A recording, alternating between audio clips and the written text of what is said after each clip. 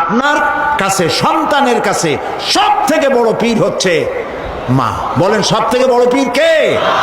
মা আর বাবা। মা আর এই দুজন হচ্ছে আপনার কাছে সব থেকে বড় পীর।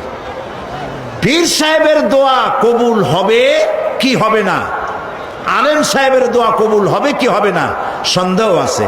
50-50, দোয়া কবুল হইলেও হইতে পারে, না হইলেও না হইতে পারে।